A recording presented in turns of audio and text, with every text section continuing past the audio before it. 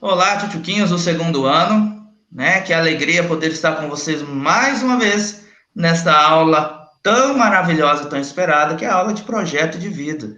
E eu aqui estou mais uma vez e não estou sozinho, né? Estou com os professores André Aguinaldo e a professora Eliane Urbanski, né? Olha aí, quão bonitão está o professor André Aguinaldo. Esse homem me inspira, olha, que Ah, tchutchucão, né? olha Mas aí sejam o André bem-vindos para a Neves. nossa aula. Olha o A André professora Neves. Eliane, é claro, né? É Sempre, só a né? melanina cheirando a paixão, igual diz a Olha música. aí.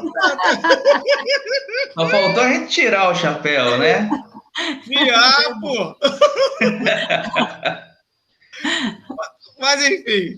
Gente, é o André do aula de vida. Sejam todos bem-vindos, tá, gente? É nossa aula, mais uma vez aqui, né? Bacana. E para trabalhar nós, quando é o meu tempo, né? Trabalhar a nossa ociosidade. Sejam bem-vindos, estudantes do ensino médio, segundo ano especificamente essa aula. Quando é meu tempo, a gente trabalha aí o ócio mesmo, né? A valorização do ócio. Numa sociedade que é obrigada a trabalhar, estudar e fazer tudo, mas os adolescentes adoram um tempo livre. E a gente vai trabalhar esse ócio, mas de uma maneira que ele seja um ócio criativo, um ócio que nos traz prazer, aprendizado, maturidade, não é verdade? Mas os adolescentes, é comum eles abordarem essa questão aqui, quando é meu tempo? Porque geralmente quando o estudante pede para a mãe ou para o pai para ir para a casa de alguém, passar um final de semana em algum lugar, geralmente escuta assim, você ainda não tem idade, mas aí ele, para fazer muita coisa, ele já é velho. Então, é uma pergunta recorrente da adolescência, quando é meu tempo, né? Quando vai ser meu tempo de dirigir? Principalmente os meninos têm muita vontade de aprender a pilotar moto e dirigir algum veículo aos 15, aos 14, aos 11, e aí ele fica perguntando, quando vai chegar meu tempo? Aos 18, que vai poder ter a certa independência? Essa aula a gente vai trabalhar, então, sobre o tempo, não o relógio especificamente, mas o tempo mesmo, o tempo de criação, o tempo de maturidade, o tempo de amadurecimento. Nós ainda continuamos em período de pandemia e agora distanciamento social, e agora a gente pergunta quando é que a gente vai voltar à normalidade, sendo que se isso fosse possível, e na verdade a resposta é a gente vai ter que formular uma nova normalidade, porque voltar a ser como era 2019, não vai. O tempo já foi, já passou, já é passado, só ficou na memória, né? Agora a gente tem que ver como vai ser o tempo de 2021 para frente, e a gente vai trabalhar esse tema gostoso. Essa aula é uma aula de criatividade, não é verdade? Sejam bem-vindos. Existe um tempo para cada coisa, né? Que bom que tem um tempo para cada coisa. Que bom. É assim, como o André disse na outra gravação, que talvez se não vê, né?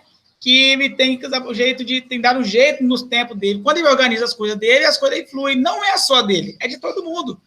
E eu vou utilizar também esse momento para poder tentar organizar minhas coisas também, que eu sei que eu preciso me organizar. Tolerância, temperança e resiliência são as habilidades, Eliane? Microfone, Eliane. Oi, essas são as virtudes que a gente vai trabalhar nessa aula, né? A tolerância, ela é necessária em toda a parte social, né, familiar. A tolerância é a maior virtude do ser humano. A temperança ali é a capacidade de dominar, de se dominar, de saber que a gente tem o tempo de ficar bravo, mas tem o tempo de ser calmo. Então, a temperança é a característica da pessoa que consegue equilibrar as suas vontades. Mesmo eu estando com muita fome, eu saber dosar a minha comida. Mesmo eu estando com muita raiva, eu saber dosar minhas palavras, para que não seja um punhal a minha palavra, a minha língua, né?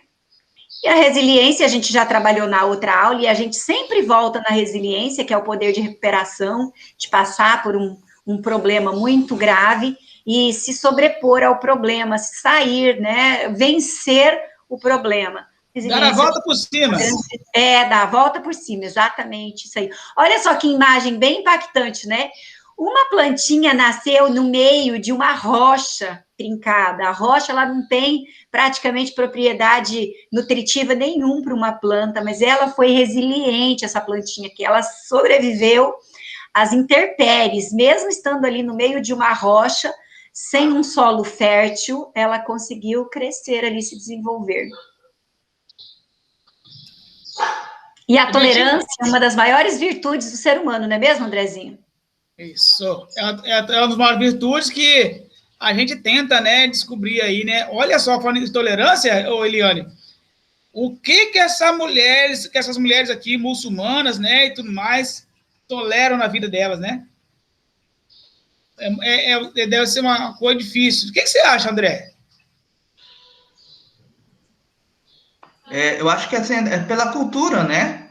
E assim, de repente, elas têm que tolerar e poucas vezes são toleradas, né?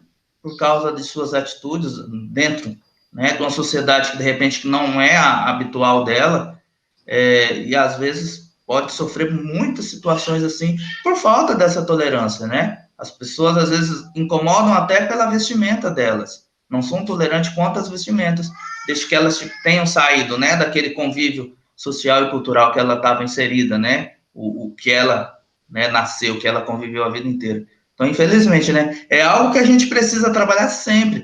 E a tolerância, gente, não é só quanto a isso, não. Tolerância tem certas situações que às vezes nós nem percebemos e nós somos intolerantes. Talvez com algumas falas, com algumas situações, com algumas atitudes de pessoas que às vezes fazem sem querer e a gente acaba sendo intolerante, rotulamos e hoje, como está na moda, né, acabamos até cancelando a pessoa. Né, tá tendo muito essa fala, né? De cancelar, de isolar. Cancelando a pessoa. Ignora a pessoa, né? Aí usa, né? Estão usando esse termo aí, substituindo. Já pensou se o Andrezinho um dia resolvesse me cancelar, mandar o link só para você e não mandar para mim? Deus me livre. Hashtag não me cancele. Né? Com certeza que não. Isso. O objetivo geral dessa aula, então, é questionar a ocupação do tempo, a gente vai trabalhar o tempo, né, além do imperativo utilitário, e refletir sobre a valorização do ócio como um trabalho criativo da vida em que se quer viver. O que é o ócio para você, Andrezinho? É a preguiça. A preguiça? É. O ócio é uma virtude que era uma das maiores virtudes da Grécia Antiga, era o ócio. Toda pessoa que tinha uma condição social elevada, ela praticava o ócio, significa não fazer nada. Já para o século XIX e século XX ali, uma pessoa que não faz nada para nós, século XXI, uma pessoa que não faz nada, é um vagabundo, digamos assim, né? Eu vou usar a expressão... vou usar uma expressão chula aqui, mas hoje em dia o trabalho é muito valorizado. E na verdade, a gente tinha que encontrar um contraponto ali, né? Dois pesos e duas medidas, porque o trabalho ele é realmente extremamente importante na vida de qualquer ser humano, principalmente entre a fase saindo da adolescência e passando para a fase adulta, porque ele deixa de acontecer também na idade da terceira idade, né? Na idade de idosos mesmo, ele também deixa de acontecer. Por isso é importante na fase da infância, da adolescência, e é claro, em toda a fase adulta, mas muito mais importante na fase da velhice também, a gente saber lidar com o ócio, com as horas vagas, de encontrar prazer e aprendizado por uma coisa que não é laborial, que não é troca de venda do que você sabe por um salário, né? Então, porque a criança ela não pode trabalhar. Inclusive, as regras das nossas leis não permitem uma idade até na adolescência que não pode trabalhar. Então, a gente tem que falar sobre o ócio. É importante a gente falar do ócio, mas naquele ócio, não o ócio para nos tornarmos pessoas vagabundas, mas para nos tornarmos pessoas criativas, porque toda criação é produzida na hora do lazer, na hora do prazer. Então, na hora do ócio, porque quando a gente está trabalhando, a gente está envolvido em obrigações. E o ócio é uma falta de obrigação, né? E se me permite, professora, um comentário, a senhora falou dos gregos, né? E olha quanto os gregos contribuíram para a nossa sociedade. E eu lembro que eu estudei, você, né, professora de história, sabe? Eu estudei isso, eu fiquei gravado, porque enquanto existiam as pessoas de posse que ficavam em ócio, os outros trabalhavam. Mas as pessoas de posse, eles ficavam lá pensando, né? Usando o ócio criativo. Olha Pitágoras. Quanto que Pitágoras contribuiu para tudo, né? Quantos filósofos gregos, Leucipo e outros que contribuíram, né? Para as ciências, para a matemática.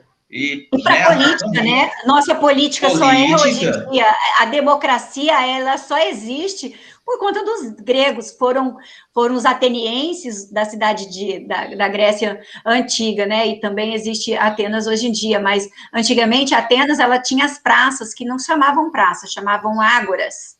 Nas ágoras, as pessoas nobres, elas iam para não fazer nada, mas lá, nesse momento de ociosidade, escravos nem mulheres não podiam ir nas ágoras. Olha só que preconceito horroroso, né? A gente também está trabalhando ali intolerância, né?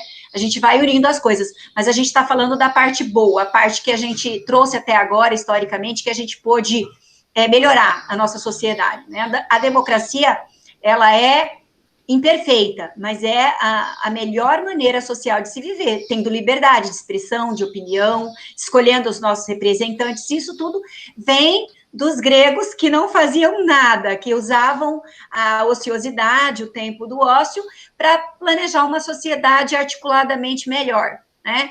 Então, a gente sabe que quando a gente fala, nessa aula específica, quando a gente fala do ócio criativo, por exemplo, eu sei de duas coisas que o André Costa fez nesse período ali de distanciamento social, e que ele usou o tempo livre dele para aprender letras, aprender a escrever. É grafia, que é um curso de grafia que fala que você está fazendo ou fez? Isso, é mais ou menos isso, né? É lettering. Aprender a escrever melhor, não é? Ter uma escrita desenhada, é muito bacana. E também você e o Andrezinho melhoraram no que vocês já sabem bem, que é o musical de vocês, né? A dinâmica que vocês têm de gostar de instrumentos musicais. O Andrezinho gosta de... Ele já teve... Eu lembro dele ter me mostrado, em uma época, ele estava assim, viciado em comprar instrumentos musicais. Eu lembro dele comprar 4, 5 instrumentos musicais em poucos meses, não é? Então, isso vocês melhoraram no tempo que vocês estavam em distanciamento social ali na escola. Nos momentos de lazer, vocês usaram o tempo ósseo para praticar alguma coisa da criatividade musical, artística de vocês, né? Eu só melhorei no sentido de que eu gosto muito de ler, e eu li mais livros do que geralmente eu leria. Então, a gente ocupou, de certa maneira, o nosso tempo de não fazer nada, ou de diminuir aquele momento lá na escola, mas a gente intercalou em aprendendo ou melhorando algumas habilidades que a gente tinha. E isso é um ócio criativo, verdade? Bom, a razão é que o trabalhador intelectual não vende o seu tempo. Desculpa, vamos começar com o começo aqui. Na década de 1990, André Gorz, filósofo austríaco, radicado na França, chamava a atenção para o fato de que, em uma civilização centrada no trabalho intelectual, não fazia mais sentido que os trabalhadores fossem remunerados pelas horas de trabalho. A razão é que o trabalhador intelectual não vende o seu tempo a quem o contrata, mas o seu conhecimento. É verdade, né? E conhecimento não se adquire confinado em um escritório, mas fora dele. Muitas vezes, nos momentos de puro lazer, como a leitura de um livro, olha a Eliane falando agora aí, ó, por exemplo, ou uma sessão de cinema, um passeio. O sociólogo italiano Domenico De Masi não só concorda com isso, como também defende o ócio como condição crucial para a criatividade.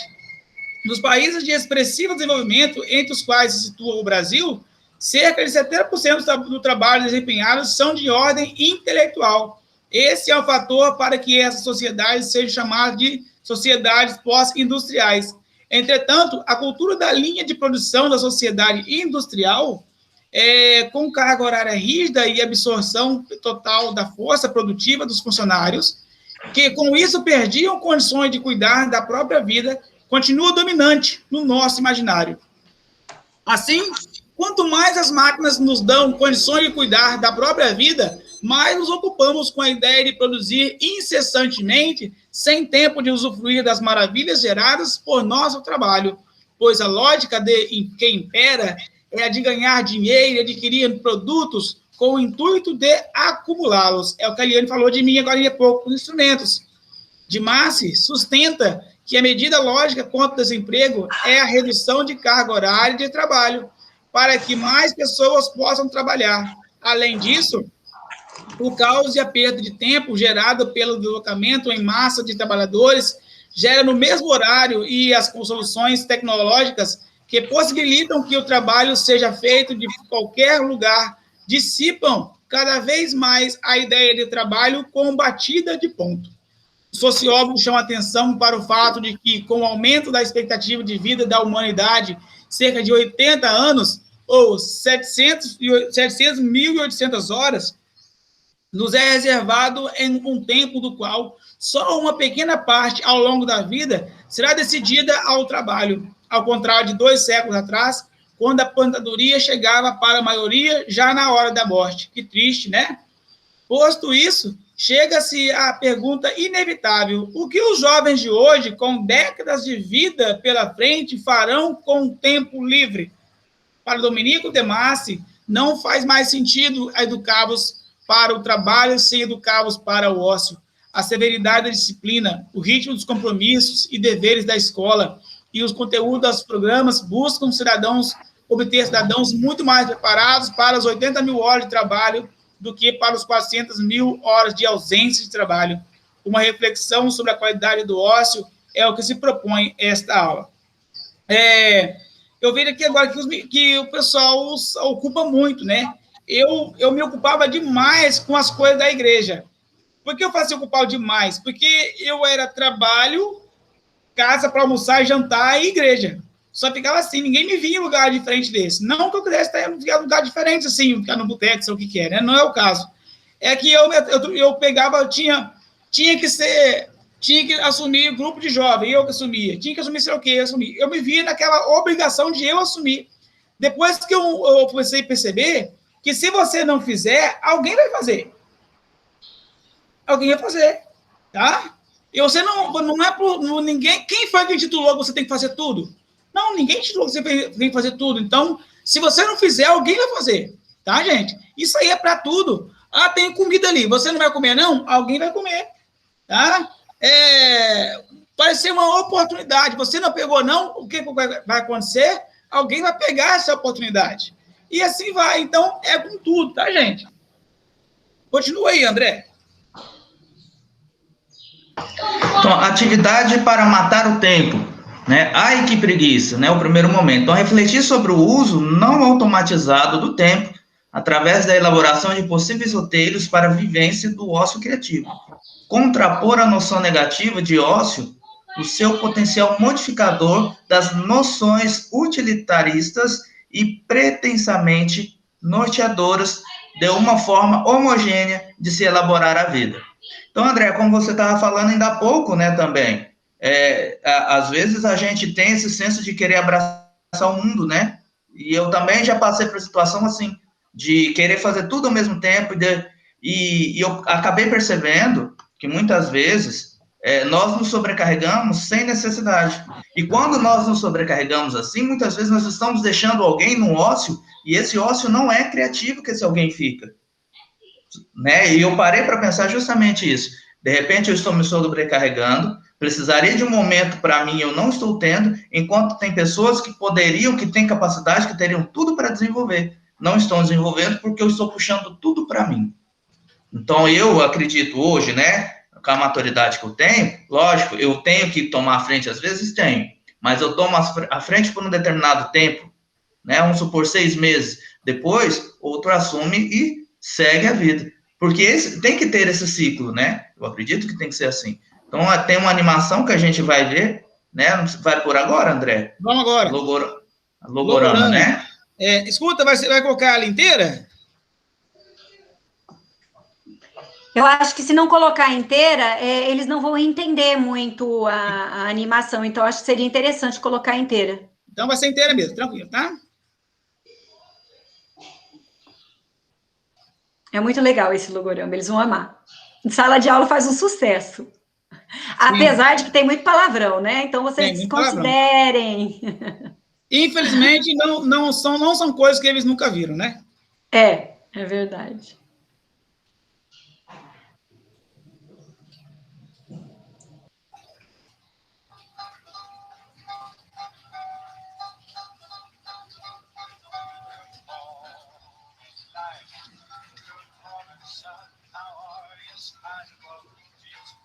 Eliane, som tá bom aí?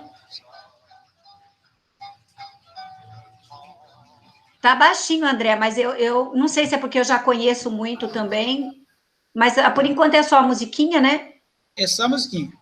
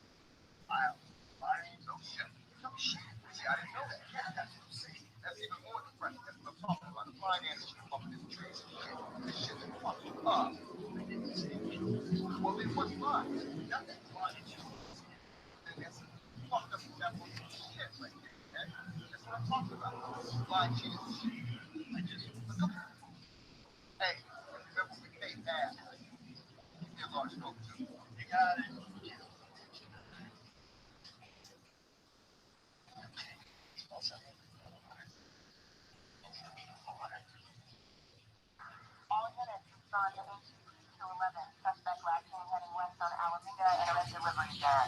was male, 6 feet tall, yellow jumpsuit, red hair and shoes, answered to the name of Ronald, considered armed and dangerous. Jesus. Hey, hurry up! Go, go, go, go!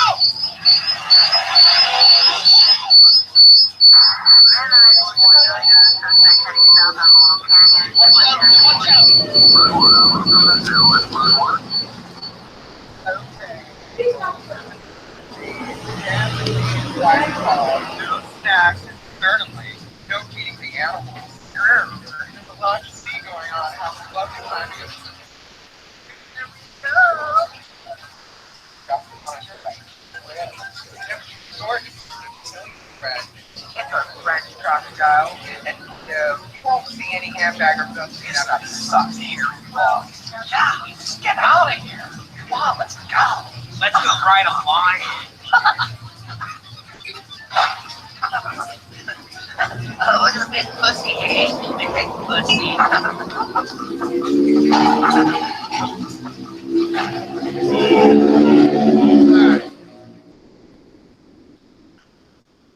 Might get a 555 check. I need you.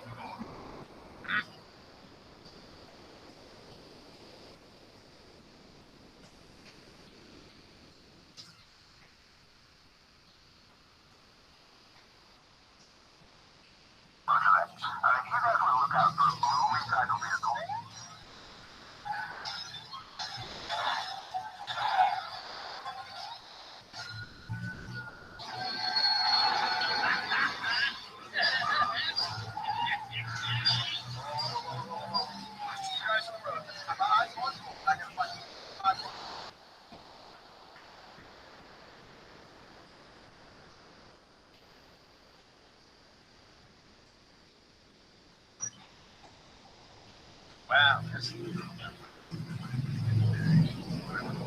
Savior. She does a name about classic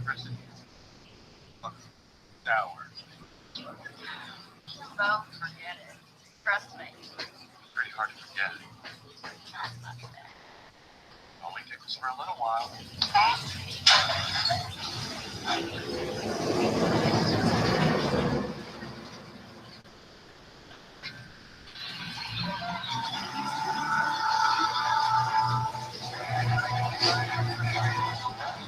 Rolling. Oh, where's the rubber, dude? That was almost green. That light was green. There's a couple of your lights. Here we go. Watch out. Wow! That's crazy.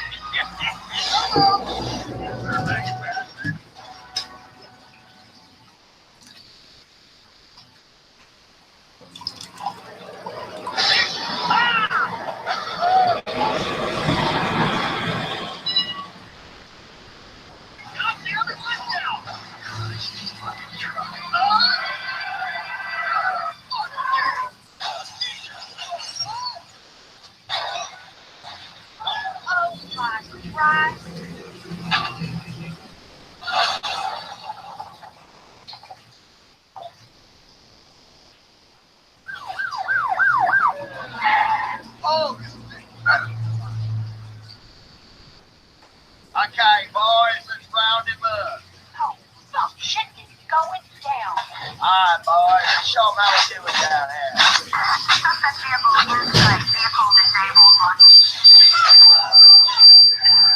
Cops. Also, check it out. Jesus, God. She got one.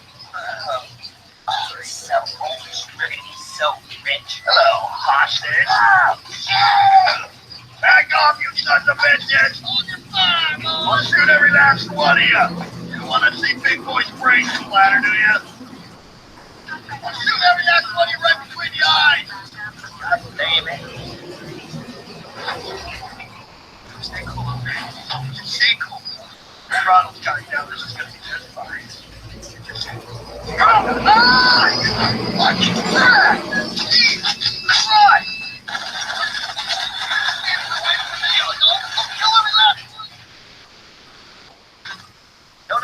No, hold it, no.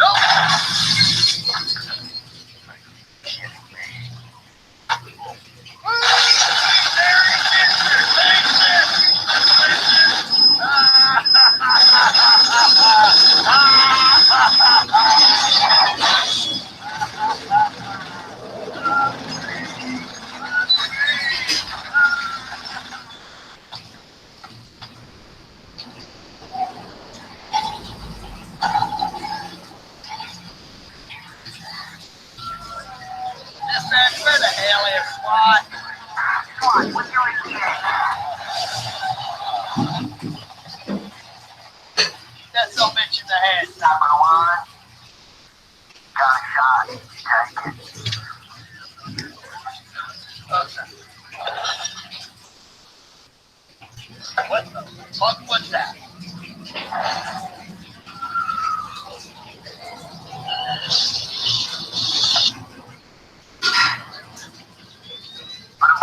Right, sniper wood.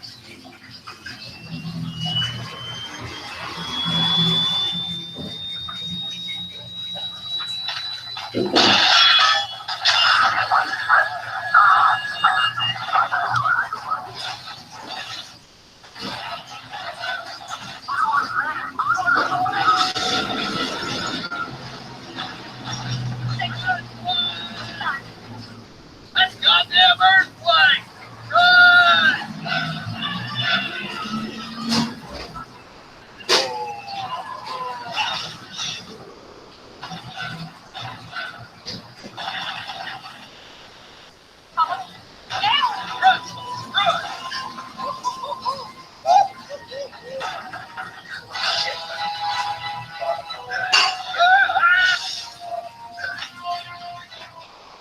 You're fine now, Klaus. Come and get it before you stop. You're fine now, Klaus. Well, come on, wherever you are. Hello, asshole. Sorry for killing you, bro. Come on, get in. Oh, hot car.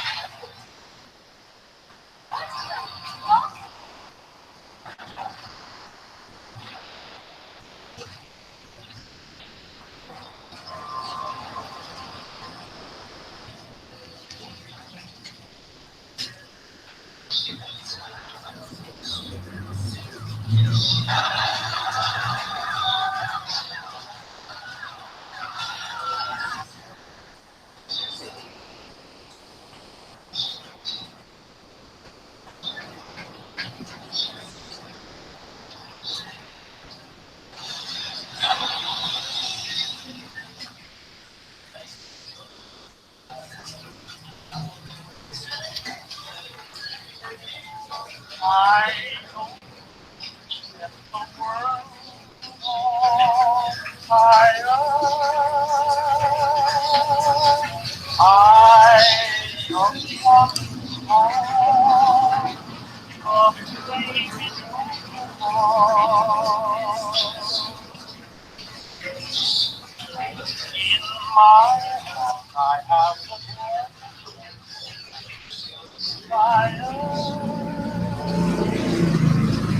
And that one over.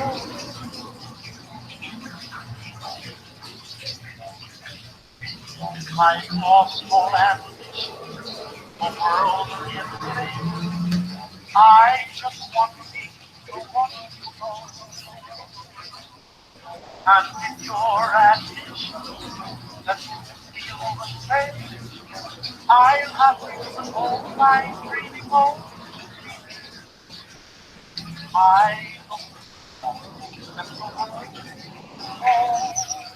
fire. I just want to go a flaming heart.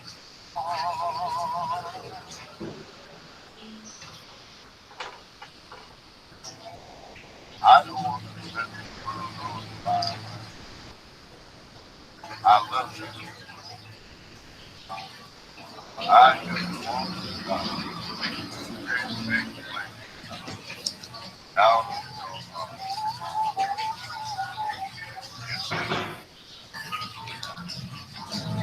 way down inside of me, now that I have only one desire, and that one desire, Acho que já dá para tirar, Andrezinho. nobody else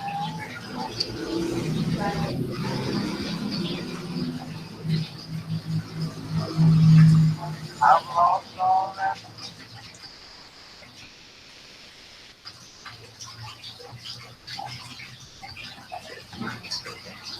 Posso comentar um pouquinho do logorama? Fique à vontade. Pode deixar na outra página mesmo, que eu leio ela e já completo. Então, a história se baseia no seguinte: em um futuro que a lei da cidade limpa não existe, uma perseguição de carros chacoalha a cidade de Los Angeles, na Califórnia. O bandido, Ronald McDonald, está à solta, com uma metralhadora na mão, e pegando qualquer pessoa como refém. Para desespero dos policiais, aqueles bonecos gorduchos da Michelin, que não conseguem alcançá-lo. Por que será? Essa sinopse, bem surreal, é o resumo do logorama, que recebeu um Oscar de melhor curta de animação. Esse curta ele foi produzido em 2009 e ele demorou 6 anos. Ele precisou basicamente de 6 pessoas, mas tem um destaque para François, que foi o idealizador desse projeto, desse curta. É interessante, tem muitos curtas-metragens bons, que sempre dá condições para a gente fazer uma crítica social, e a gente quase não tem esse costume de assistir curta-metragem, né? Mas esse, em especial, ele faz uma abordagem ali contra o excesso do consumismo no mundo capitalista, né? Durante esses 16 minutos, e a gente pode olhar, eu e o Andrezinho, o André Costa há 2 anos, mas eu e o Andrezinho já há 5 anos, a gente assiste esse logorama, e a gente não tem capacidade nem condições de falar todas as marcas que aparecem ali nessa tela. O que a gente sabe, são 3 mil produtos que aparecem no total desses 16 minutos, mas o que eu lembro que não tem de jeito nenhum é nenhuma forma humana, é só logo, marca, né? Signos de propaganda, e é numa cidade grande que é Los Angeles, na Califórnia, né? Isso significa o quê? Aonde está nós, seres humanos, a humanidade, onde está no meio de tanto consumismo, muitas pessoas, até os animais que estão ali, eles representam somente marcas. O jacaré é aquele Lacoste, né? O leão é da GMG, que fala MG, é alguma coisa que fazia para filmes antigamente. Então, toda a espécie de vida que está ali nesses 16 minutos, na verdade, é explicitado ali que é uma disputa pelo que quer, o que quer comprar. Muitas pessoas hoje em dia, muitos jovens, inclusive, eles não aceitam dos pais, por exemplo, um tênis que não seja de marca tal. E coisas de marca e produto de marca, às vezes, tem uma diferença enorme de preço e tem a mesma funcionalidade. Exemplos celulares. É muito comum os jovens querer celular de 6, 7 mil, porque tá aqueles da Apple mesmo, eu não sei quanto tá, mas eu imagino que tá muito caro. E um celular mais barato de uma marca X ou Y, muitas vezes ele faz a mesma coisa, só que não é status, não gera status. Essa é a crítica da verdade desse logorama para a gente, né? O que eu estou usando é uma camiseta, eu tenho uma blusinha já velhinha, que eu comprei da Lacoste, falsificada lá na feira. Eu lembro que na época, uma blusinha da Lacoste na época, já faz muito tempo, era uns 100 e poucos reais e eu paguei 25 na camisetinha, uma camisetinha simples, eu levei ela até para o sítio agora que ela está muito velhinha, mas na época ela tem o símbolozinho da Lacoste e a marca, se eu for comprar dessa marca mesmo, ela é caríssima. E assim, outros produtos, né, roupa, a tecnologia. Então, a gente vê muito a marca, a gente está iludido muito pelas propagandas. Não é verdade, Andrezinho? Isso, com certeza. E as propagandas, sabemos que nada mais é do que um preenchimento vazio, né? Algo fútil, né? Sem um enchimento vã. Porque aquilo acaba sem nada. Eu falei na aula passada que eu tenho algumas coisas aqui em casa aqui que eu não uso. E está assim, parado, né? Então, o trabalho faz uma crítica também ao capitalismo e sobre como os colegas logomarcas tomaram conta da nossa vida, né? Então, a Viviane falou, 3 mil símbolos, né? É muita coisa. E aqui, pessoal, nós temos uma atividade para fazer sobre cartografia do ócio. São divididos e não só em grupos. E eu vou pedir para vocês, assim, fazerem essa atividade, já que não vai ser feito grupos, e nós vamos ler aqui e vocês irão responder no Classroom para a gente lá, para nós seguirmos depois, fechou? Cartografia do ócio.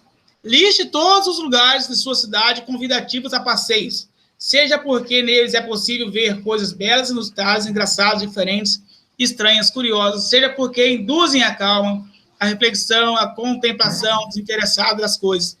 Lembre-se também daqueles locais aos quais você sempre quis ir, mas nunca foi, ou aqueles espaços públicos nos quais você nunca entrou, mas sempre quis xeretar para ver o que se passa por lá e ainda não teve coragem. Eu vou falar uma rapidinho aqui. Desde quando eu conheci a Maria, eu queria ir lá, sentar lá na namoradeira, na praça do Quero. E ela nunca foi comigo. Nunca. E aí, um lugar que eu gostaria, que eu quero ir, não sei como vou fazer para ir, eu quero subir na Torre da Oi aqui da cidade. Ou a Torre da Oi ali perto na JK, ou na Canaã. Tanto faz. Eu quero subir lá em cima. Lá em cima. E ainda não tinha oportunidade. Eu acho que vou ter que pular o muro para poder, escondido, para poder subir na torre lá em cima. No grupo 2, ou texto 2. Tempo de introspecção, de sonhar, devagar, devanear. Levantar hipóteses de situações favoráveis àqueles momentos vividos prontamente ao cultivar os desejos, as fantasias. Aqueles momentos em que nos imaginamos artistas, heróis, salvando alguém de um naufrágio. Momentos de ideias sem pé nem cabeça, que conferem graça e uma enorme satisfação. Pode ser a hora em que se ouve uma música, em que se observa calmamente as pessoas que passam quando se olha da janela do ônibus, ouvindo música no fone de ouvido, imaginando o que acontece. É um videoclipe. Quando a gente fala assim, passa um vídeo, um filme na sua cabeça, né? Então, você vai escrever essas coisas para a gente aí. O que passa, em que você resume isso? Deixa eu comentar um pouquinho dessa aí, Andrezinho. Claro. É claro que os estudantes ali, só para entendimento mesmo, de cada uma dessas, se não me engano, são 5, vocês fazem alguma coisinha ali, a cartografia, vocês escolhem um lugar ali na cidade, ou perto da cidade, que seja bacana de se visitar, ou de ir, até mesmo agora na pandemia, seria bem bacana a gente trazer novidades, né, porque não pode estar se aglomerando. Então, qual seria ali onde a gente poderia ir para ter um pouquinho de lugar bonito e de paz? Agora, esse é o tempo de introspecção ali, é um tempo, assim, do que você, estudante ali, você gosta de bobadamente imaginar, uma coisa que nem é muito possível, mas eu vou dar um exemplo da minha vida. Quando eu era pequena, eu só morei com o pai, daí eu que fazia o serviço de casa. E enquanto eu estava fazendo o serviço de casa, seja ele lavar louça, ou seja, limpar a casa, mas eu me lembro bem de quando eu lavava a louça, eu imaginando que, olha só como que eu viajava na maionese, eu ficava imaginando que eu estava arrumando as pessoas para ir numa festa, numa grande festa. Então, os garfos eram os homens, as colheres eram as mulheres, e aí eu lembro muito de eu imaginar, assim, de que ficava disputando, né, os garfos, ficava, eu quero me arrumar agora, eu ficava fazendo o serviço de casa, e, na verdade, eu ficava divagando, assim, sonhando, imaginando pessoas, não eram coisas para mim, eram pessoas, né, e eu imaginava sempre fadas, duendes, eu não sei porque eu já lia muito na infância, então eu tinha uma imaginação assim de como eram os duendes das florestas, as fadas, então eu misturava muito com o que eu fazia em casa. Então, enquanto eu estava trabalhando, eu não tinha costume de ouvir música, eu tinha o costume de ficar devagando mesmo, de imaginar de viajar na maionese. E aí eu ia arrumar a cama, para mim eu estava arrumando um lugar da princesa, então tudo tinha uma história muito bem formada na minha cabeça. E essa atividade aqui, os estudantes, eles podem fazer isso também, colocar a imaginação deles, o que já foi para eles um sonho, assim, não é um sonho de vontade de conquista, de objetivos e metas, é um sonho de divagar mesmo, de imaginar uma coisa surreal. Tem muitas pessoas que já assistiram da minha época também, era muito comum assistir filme de ficção científica, né? E até mesmo as guerras, principalmente a Guerra Fria, ela trouxe a realidade dos personagens, dos heróis americanos, né? Quem de nossas crianças, ou às vezes até mesmo o filho de vocês, por exemplo, o André Júnior, que é já um menino de uma idade que já gosta de certas coisas, ou até mesmo a sua menina, Andrezinho, não teve vontade já, por exemplo, de ter um aniversário do Homem-Aranha, ou de um personagem feminino ali, entendeu? Que na verdade, não é só um desejo, é vontade de ser o personagem, entendeu? O menininho, quando ele quer o desenho do Homem-Aranha, quando ele quer o aniversário do Homem-Aranha, na verdade, naquele momento específico, ele quer ser o Homem-Aranha. Então, essa é a oportunidade dos estudantes ali ocuparem esse tempo de produção desse material, mas utilizando o ócio criativo, né? Imaginando ali ser um personagem fictício, de uma realidade impossível de acontecer, mas que na mente pode, porque na mente tudo pode, não é verdade? Eu posso ser uma fada, uma rainha, né? E os garotos também, eles podem muitas vezes ser o super-herói, e numa determinada situação, muitas vezes Quantas vezes a gente já viu em alguma reportagem filhos que salvaram a vida dos pais ou de outros irmãos e foram super-heróis em determinado momento? Não é? André, quer comentar alguma coisa? E é bem isso mesmo, professora. A gente faz parte, né, da nossa vida esse sonhar. E nós temos que sonhar, sim, né? A gente tem que tentar, né, trazer um pouco mais, às vezes, de vida e alegria, né, na vida da gente. E aqui tá marcando aqui, falando assim que esse momento, pessoal, só que o momento que você é pego no mundo da lua. Olha só.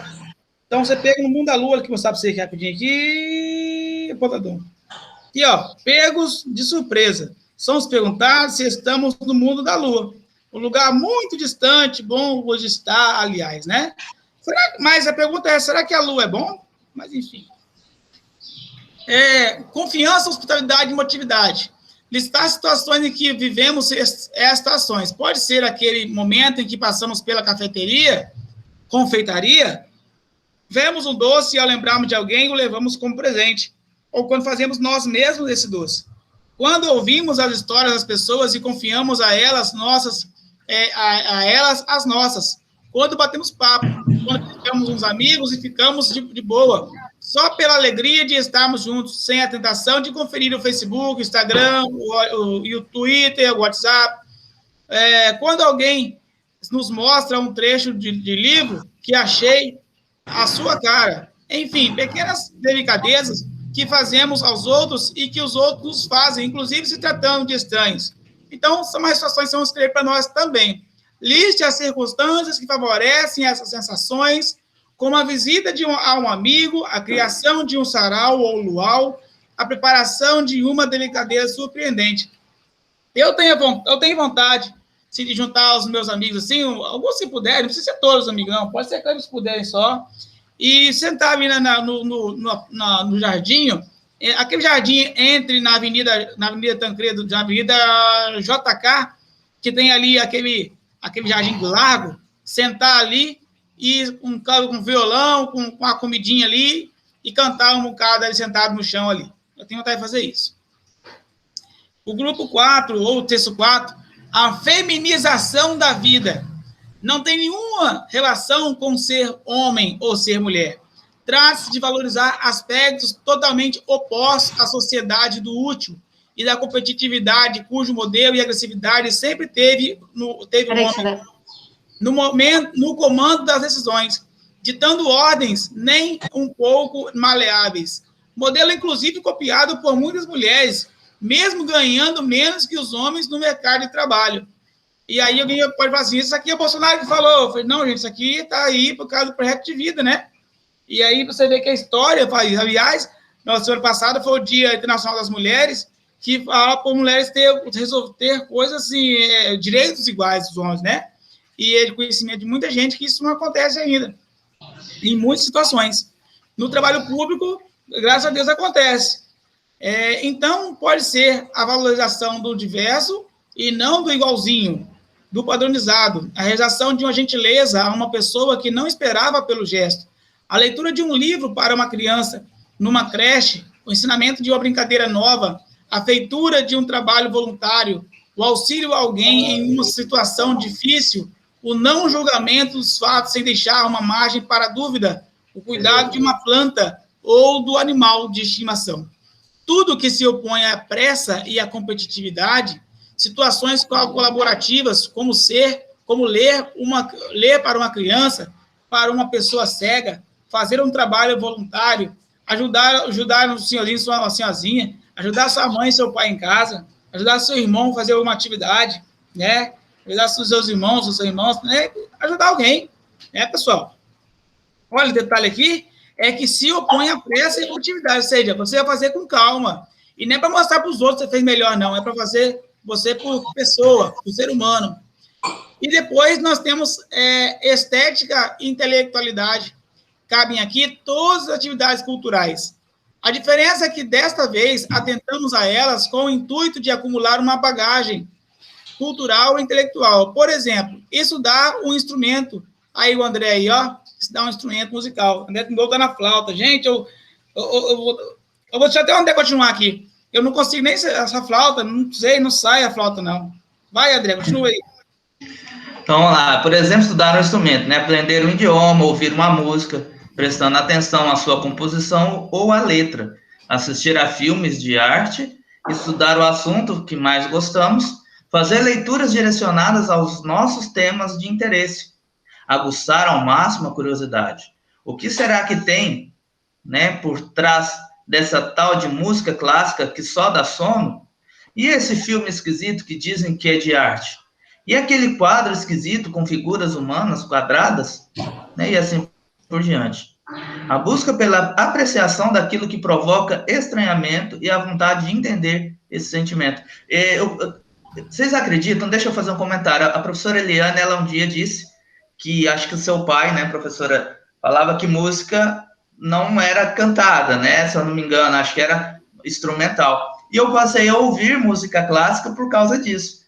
E Que penso assim, bacana, André. eu passei a me interessar tanto, assim, não tenho tanto conhecimento, mas me agrada às vezes eu estou montando aqui para estudar alguma coisa, estou preparando o slide, aí eu coloco algumas aqui e eu fico ouvindo, né? Tem várias playlists aí no Facebook, no YouTube, né, mesmo, e aí eu vou fazendo uma coisa e vou ouvindo. A gente interessar por isso que as pessoas falam, né, também, essa questão de tanto conhecimento. E a flauta, André, ela é algo, assim, que, para mim, foi o meu primeiro instrumento, cara. Então, eu me familiarizei muito com ele. Não era porque eu gostava muito de flauta. Eu não sei se eu já contei para vocês, mas eu tinha um interesse muito grande em aprender música. Eu cresci numa família que toda a vida eu ouvi, olha, André é muito inteligente, André é muito não sei o quê. Só que nunca me incentivaram a nada. Né? De que adiantava falar que era e nunca me incentivaram. Nunca me colocaram na escolinha de música, nunca me colocaram na escolinha de futebol, nunca me colocaram numa aula de piano, nunca me fizeram nada. Até porque as condições também, que quando eu era criança a gente não tinha tantas condições assim. Mas eu cresci com isso. E eu tenho um tio que ele é multitalentoso, multi-instrumentista. Ele pinta quadro, um mais bonito que o outro, telas mesmo. A letra dele é muito bonita. E ele, qualquer instrumento que você der na mão dele, ele vai conseguir tocar alguma coisa, mesmo sem nunca ter estudado nada. E ele tem uma voz muito bonita.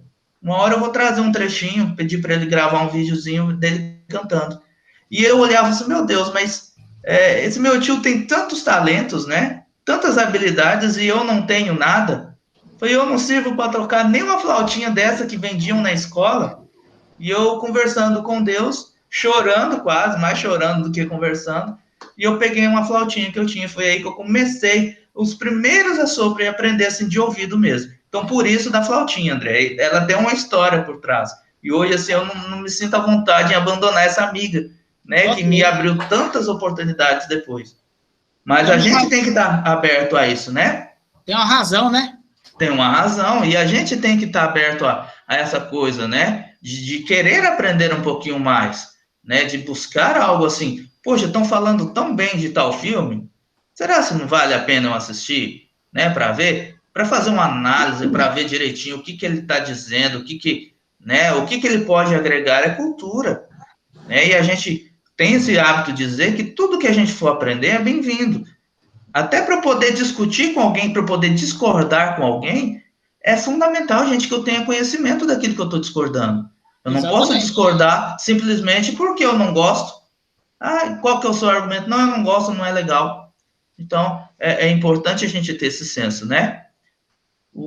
Estudar, né, André, estudar como uma cigarra, né? Pode-se ler um livro por iniciativa própria, pautado pelo assunto de sua preferência, tentar descobrir quais os pontos que tornam a música clássica, o balé, a culinária, etc., né? Interessante para algumas pessoas. Saciar a curiosidade, né, sua curiosidade, experimentando ou estudando, sempre orientado pelos interesses que surgirem. E o outro interesse que surgiu aqui também é a questão do cozinhar, gente. Eu gosto muito, tá? E eu quero um dia uma oportunidade para cozinhar para vocês, professores, né? Para os meninos também, quem sabe. Já tentei fazer uma eletiva lá na escola uma vez, e quem sabe, quando retornarmos, né, a gente pode colocar isso aí no cardápio. Mas é algo, assim, que é muito satisfatório. E não tem coisa melhor do que uma pessoa comer aquilo e falar, nossa, tá muito gostoso. E você saber que você fez com carinho, com dedicação. Então, eu gosto disso aí. E é algo legal. E a gente pode aprender, né, muitas coisas com isso aí. Então, é muito importante. Quer continuar, André, ou eu continuo? Pode continuar, André. Então, um segundo momento. Se tudo isso é tão bom, por que não praticamos mais?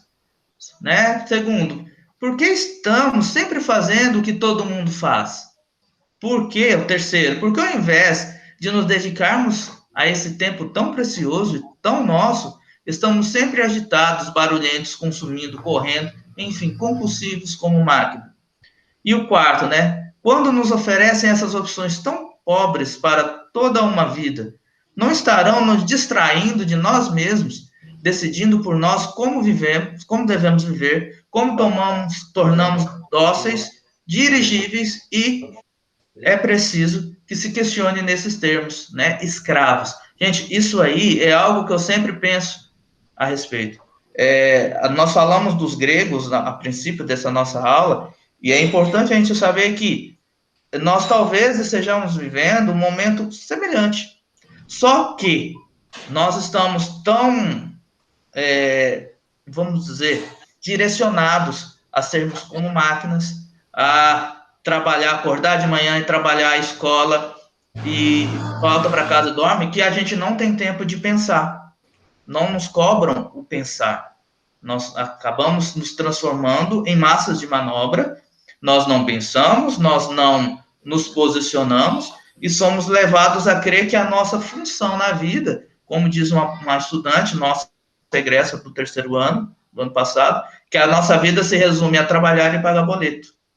E a gente não pode pensar assim, né? Nós temos que ir mais além.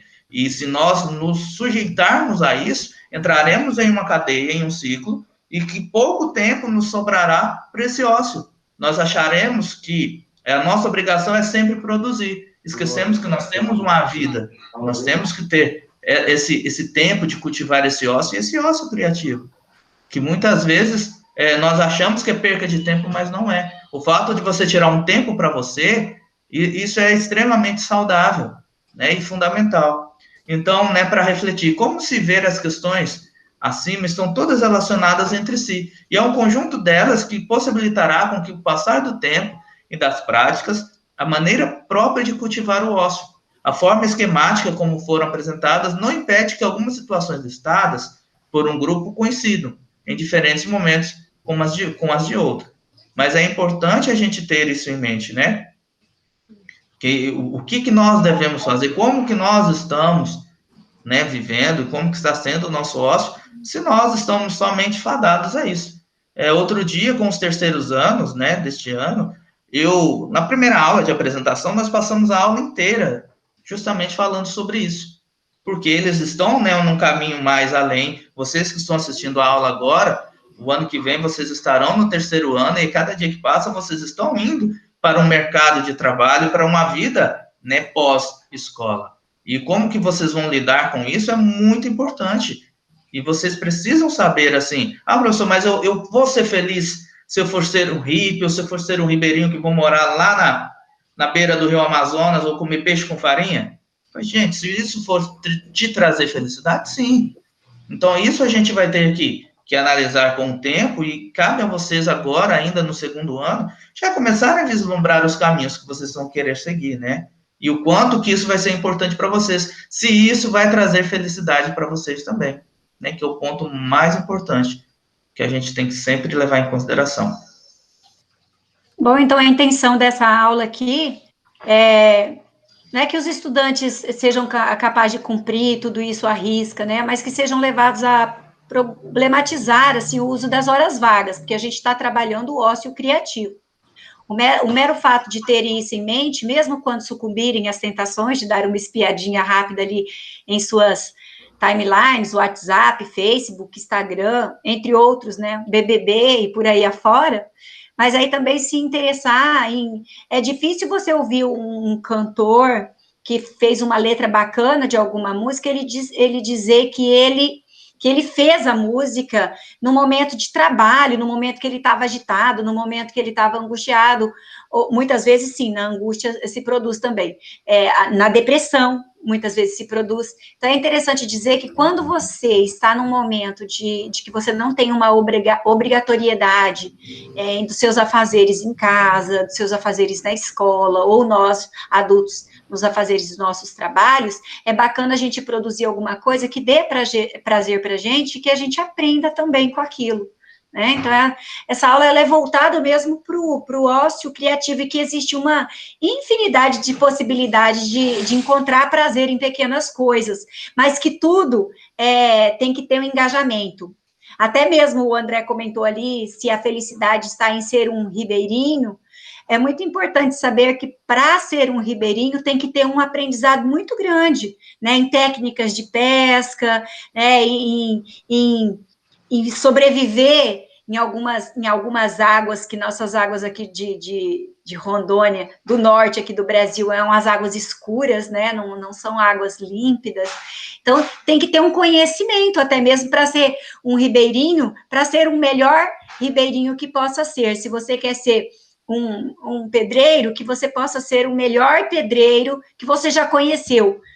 Se você quer ser um médico, um advogado, uma pessoa que vai cuidar somente da família, que você seja a pessoa que todos, na sua ausência, sinta a sua falta e a falta do que você faz, mas que tudo isso te agregue prazer também, porque não adianta a gente ser marca, a gente ser produto, a conquista da gente ser só no ter, ser em estar, em ser uma pessoa melhor. Bom, isso aqui depois já para lá já. Só isso aqui que eu quero dar lembrar vocês, estudantes, sugestão, né? Elogio à preguiça. É uma oração de Adalto, né? Acesso, o livro Acesso, 2012, que você pode pegar um livrinho desse para ler, já quem gosta de ler, né? Ou quem tem tempo para ler. Gostar de ler até que a gente gosta, mas tempo, né? É uma questão diferente. Essa excelente coletânea de artigos organizada pelo filósofo Adalto Novaes prova que a cultura do ócio está na pauta do dia também entre nós brasileiros. Aliás, Domenico de Masi sustenta que o Brasil possui intensa criatividade e diversidade cultural herdada de diferentes etnias, é o grande candidato a inspirar o mundo na busca de novas formas de sociabilidade e de um projeto planetário de futuro para a humanidade. Então, assim que o Brasil, né, é um país hospitaleiro, né, e isso é de uma coisa, de certa forma, algo bom e outro ruim. E aqui nós temos aqui o outro livro, que é Bartleby, O Escrivão, uma história de Wall Street, de Herman Melville, editora Kozak, que fala assim, ó, Bartleby era um escrivão exemplar, que passava o dia inteiro copiando repetidamente arquivos para um advogado, seu patrão. Seu único alimento era biscoito de gengibre, que ele roía morosamente entre uma cópia e outra. Até que um dia, quando ele é pedido para providenciar mais uma série daquelas cópias, Bartleby responde: preferiria não. Dali por diante, essa seria sua única frase, se recusando veementemente a fazer qualquer coisa. Como se não bastasse, Bartleby não explica as razões de sua recusa, o que deixa o patrão transtornado, uma vez que o empregado se recusa, inclusive, a ir embora do escritório, cada vez mais apático e solitário, com a aparência de um zumbi.